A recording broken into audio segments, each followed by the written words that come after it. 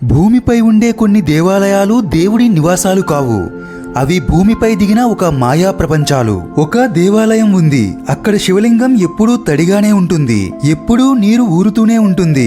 నీటిలో ఉండే శివుడు. ఆ దేవాలయంలో పూజ చేసే ఒక అర్చకుడు స్త్రీ వేషం ధరించి పూజలు చేస్తాడు. ఇది కథ కాదు, ఇది నిజం. ఇది జంబుకేశ్వరాలయ రహస్యం. తమిళనాడులోని తిరువానైకావలనే గ్రామంలో ఉంది ఈ ప్రాచీన ఆలయం. ఇది పంచభూతాల లింగాలలో జలతత్వాన్ని సూచించే ఆప్తలింగం. అంటే భూమి, నీరు, అగ్ని, వాయు, ఆకాశం.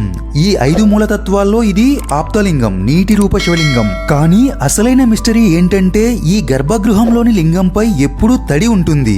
ఎప్పటికీ నీటి బిందువులు వెలువడుతూనే ఉంటాయి. ఎటు చూసినా నీరే. అయితే ఇది ఎవరో నీళ్లు పోస్తున్నారా లేక లింగం లోపల నీటి నిల్వ ఉందా?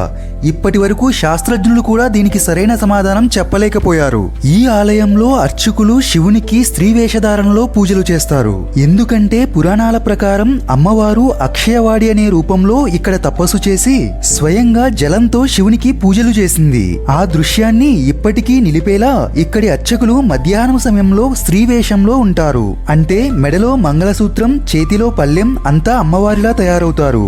ఇంత శ్రద్ధతో శివుని పూజించే ఆలయం ఇంకొకటి ఉండదు. ఇది కేవలం ఆధ్యాత్మిక విశేషం కాదు. ఇది భూగర్భ జలాల మార్గాలను అద్భుతంగా గ్రహించిన ఒక శిల్పశాస్త్రం.